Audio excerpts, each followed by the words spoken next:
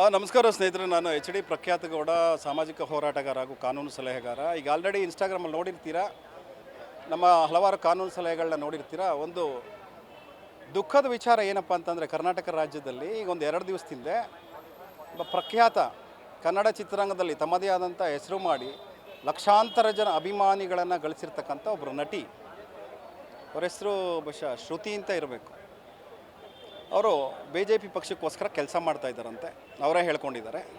ಮೊನ್ನೆ ಒಂದು ರಾಜಕೀಯ ಸಭೆಯಲ್ಲಿ ಸಾರ್ವಜನಿಕವಾಗಿ ಬಹಿರಂಗವಾಗಿ ಮಾತನಾಡೋ ಸಂದರ್ಭದಲ್ಲಿ ಶಕ್ತಿ ಯೋಜನೆ ಅಡಿಯಲ್ಲಿ ಓಡಾಡ್ತಿರ್ತಕ್ಕಂಥ ಹೆಣ್ಣು ಮಕ್ಕಳುಗಳು ಇವತ್ತು ದಾರಿ ತಪ್ಪಿ ಎಲ್ಲೆಲ್ಲೋ ಹೋಗ್ತಾ ಇದ್ದಾರೆ ಅಂತ ದೊಡ್ಡ ಸ್ಟೇಟ್ಮೆಂಟ್ಗಳನ್ನು ಕೊಟ್ಟಿದ್ದಾರೆ. ಒಬ್ಬಳು ಹೆಣ್ಮಗಳಾಗಿ ತುಂಬ ವಿಷಾದ ವ್ಯಕ್ತಪಡಿಸ್ತೇನೆ. ಕರ್ನಾಟಕದ ಜನರಲ್ಲಿ ಮೊನ್ನೆ ಅರಸೀಕೆರೆಯಲ್ಲಿ ಒಬ್ಬಳು ಹೆಣ್ಮಗಳು ಆಕೆ ಓಡಾಡಿದ್ದಂಥ ಅಷ್ಟು ಶಕ್ತಿ ಯೋಜನೆ ಟಿಕೆಟ್ಗಳನ್ನು ಇಟ್ಕೊಂಡು ಮೊನ್ನೆ ಮುಖ್ಯಮಂತ್ರಿ ಅವರಿಗೆ ಹಾರನ ಮಾಡಿ ಹಾಕಿದ್ರು. ಇದು ಹೆಣ್ಮಕ್ಳುಗಳು, ಕರ್ನಾಟಕದ ಹೆಣ್ಮಕ್ಳುಗಳು ಅವ್ರ ಯೋಜನೆಗೆ, ಅವ್ರಿಗೆ ಆದಂಥ ಖುಷಿಗೆ, ಅವ್ರು ಪಡ್ಕೊಂಡಂಥ ಒಂದು ಸೌಲಭ್ಯಗಳಿಗೆ ಕೊಡ್ತಿರ್ತಕ್ಕಂಥ ಗೌರವ. ನೀವೊಂದು ರಾಜಕೀಯ ಪಕ್ಷದ ಬೇಳೆ ಬೇಯಿಸ್ಕೊಳ್ಳೋಕ್ಕೆ ಅಥವಾ ಇನ್ಯಾರಿಗೋ ಬಕೆಟ್ ಹಿಡಿಯೋದಕ್ಕೆ ನೀವು ಸಾರ್ವಜನಿಕವಾಗಿ ನಿಮ್ಮಿಂದ ಪಾಪ ದೊಡ್ಡ ದೊಡ್ಡ ರಾಜಕಾರಣಿಗಳು ನಿಮ್ಮ BJP ಪಕ್ಷದವ್ರು ಕೂತಿದ್ದಾರೆ. ಹೆಣ್ಮಕ್ಳುಗಳು ದಾರಿ ತಪ್ಪಿ ಎಲ್ಲೆಲ್ಲೋ ಓಡಾಡ್ತಿದ್ದಾರೆ ಅಂದರೆ, ದಾರಿ ತಪ್ಪಿರೋದು ಹೆಣ್ಮಕ್ಳೆಲ್ಲ ಮೇಡಮ್ ಅವರೇ, ದಾರಿ ತಪ್ಪಿರೋದು ನೀವು ದಾರಿ ತಪ್ಪಿ ಸುಮಾರು ವರ್ಷಗಳಾಗಿದೆ.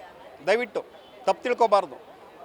ತಮ್ಮ ಪತಿಯವರನ್ನು, ಮೊದಲನೇ ಪತಿಯವ್ರನ್ನ ಯಾವ ರೀತಿ ಮನೆಯಿಂದ ಒದ್ದೋಡಿಸೋದ್ರಿಂದ ಇಡೀ ಕರ್ನಾಟಕ ಜನ ಗೊತ್ತಿದೆ. ಎರಡನೇ ಒಂದು ಅಕ್ರಮ ಸಂಬಂಧಗಳನ್ನು ಇಟ್ಕೊಂಡು ತಾವು ಏನು ಮಾಡಿದ್ರಿ ಮಾತಾಡಬಾರ್ದು, ತುಂಬ ಬೇಜಾರಾಗುತ್ತೆ. ಈಗ ತಾವು ಯಾವ ರಾಜಕಾರಣಿಗಳ ಜೊತೆ ಸಂಪರ್ಕ ಇಟ್ಕೊಂಡಿದ್ದೀರಿ, ತಮ್ಮ ಶೋಕಿಗಳೇನು, ಬಡವರಾಗಿ ಅವ್ರು ಟೈಲರ್ ಕೆಲಸ ಮಾಡೋರು, ಗಾರ್ಮೆಂಟ್ ಕೆಲಸ ಮಾಡೋರು, ದೇವಸ್ಥಾನಕ್ಕೆ ಹೋಗೋರು, ಫ್ಯಾಕ್ಟ್ರಿಗೆ ಹೋಗೋರು, ಅವ್ರ ಕೆಲಸಕ್ಕೆ ಹೋಗೋರು ಹೋಗ್ತಾ ಇದ್ದಾರೆ, ಅದಕ್ಕೆ ಬಳಕೆ ಮಾಡ್ಕೋತಾ ಇದ್ದಾರೆ. ಎಲ್ಲೆಲ್ಲ ಹೋಗ್ತಾ ಇದ್ದಾರೆ ಅಂದರೆ, ನಿಮ್ಮಂಥ OC ಕಾರ್ಗಳಲ್ಲಿ ಅವರೆಲ್ಲ ಓಡಾಡಲ್ಲ. ಏನು ಹೇಳಿ, OC ಕಾರ್ಗಳಲ್ಲಿ AC ಹಾಕೊಂಡು ನಿಮ್ಮಂಥ ದೊಡ್ಡ ದೊಡ್ಡವ್ರ ಜೊತೆ 10 ಹೋಟ್ಲುಗಳಲ್ಲಿ ಅವ್ರು ಓಡಾಡಲ್ಲ. ಅವ್ರಿಗೆ ಪಾಪ ದಿನನಿತ್ಯದ ಸಂಬಳ ಬೇಕು, ಫ್ಯಾಕ್ಟ್ರಿಗೆ ಹೋಗೋಕ್ಕೆ ಬೇಕಲ್ಲ, 100 ರೂಪಾಯಿ ಬಸ್ ಚಾರ್ಜು. ಆ ಬಸ್ ಚಾರ್ಜ್ನೇ ಒಂದು ಸರ್ಕಾರ ಕೊಡ್ತಾ ಇದೆ, ಅದನ್ನು ಉಪಯೋಗಿಸ್ಕೊಂಡು ಅವರು ಅವ್ರ ಕೆಲಸ, ದಿನನಿತ್ಯದ ಕೆಲಸ, ಕೂಲಿ ಕೆಲಸ ಮಾಡ್ಕೊತವ್ರೆ. ಅಂಥವ್ರ ಮೇಲೆ ನೀವು ಅವರ ಶೀಲದ ಬಗ್ಗೆ ಶಂಕೆ ವ್ಯಕ್ತಪಡಿಸ್ತೀರಾ ಅಂತಂದರೆ ನಿಜವಾಗ್ಲೂ ಇದು ಅಕ್ಷಮ್ಯ ಅಪರಾಧ. ದಯವಿಟ್ಟು ಇಡೀ ಕರ್ನಾಟಕದ ಮಹಿಳೆಯರ ಕ್ಷಮೆ ಕೇಳಬೇಕಾಗುತ್ತೆ. ಶ್ರುತಿಯವರು, ನೀವು ಒಬ್ಬರು ಹೆಣ್ಮಗಳಾಗಿ ನೀವು ನಿಮ್ಮ ಸ್ಟೇಟ್ಮೆಂಟ್ ಇದ್ದರೆ ಮನೆ ಒಳಗಡೆ ಇಟ್ಕೊಳ್ಳಿ, ಆದರೆ ಬಹಿರಂಗವಾಗಿ ಈ ಥರ ಹೇಳ್ತಕ್ಕಂಥ ಹೇಳಿಕೆಗಳು ನಿಮ್ಮ ಒಂದು ಘನತೆಗೆ, ನಿಮಗೆ ಪಾಪ ಮುಂದಿನ ದಿನಗಳಲ್ಲಿ MLC ಮಾಡ್ತೀವಿ ಅಂತ ಹೇಳಿರ್ಬೋದು, ಅಥವಾ ರಾಜ್ಯಸಭೆ ಕಳಿಸ್ಬೋದು, ಇವೆಲ್ಲ ಆಮಿಷಗಳಿರ್ತದೆ. ನಾವು ನೋಡಿದ್ದು ತುಂಬ ನಟಿಯರನ್ನ, ಪಾಪ ಉಮಾಶ್ರೀ ಅವರು ಇದ್ದಾರೆ, ಯಾವತ್ತೂ ಈ ಥರ ಡ್ಯಾಮೇಜ್ ಸ್ಟೇಟ್ಮೆಂಟ್ ಕೊಟ್ಟಿಲ್ಲ. ಹೆಣ್ಮಕ್ಳುಗಳು ಎಲ್ಲೆಲ್ಲೋ ಓಡಾಡ್ತಿದ್ದೀರಿ ಅಂತ ಹೇಳೋದು ನಿಜವಾಗ್ಲೂ ತುಂಬ ಬೇಜಾರಾಗ್ತದೆ. ಇದ್ರ ಬಗ್ಗೆ ನಾವು ವಿಷಾದ ವ್ಯಕ್ತಪಡಿಸ್ತಾ ಇದ್ದೀವಿ. ದಯವಿಟ್ಟು ಮುಂದಿನ ದಿನಗಳಲ್ಲಿ ಈ ಥರ ಸ್ಟೇಟ್ಮೆಂಟ್ ಕೊಡಬೇಡಿ. ದಯವಿಟ್ಟು ಕರ್ನಾಟಕದ ಅಷ್ಟು ಹೆಣ್ಣು ಮಕ್ಕಳುಗಳ ಕ್ಷಮೆಯನ್ನು ಬಹಿರಂಗವಾಗಿ ಕೇಳಬೇಕು ಅಂತ ಈ ಮೂಲಕ ನಾನು ಕೇಳ್ಕೊತಾ ಇದ್ದೀನಿ. ಇದು ಮಾಧ್ಯಮದ ಮೂಲಕ ಎಲ್ಲರಿಗೂ ಕೂಡ ಗೊತ್ತಾಗಲಿ ಅಂತ.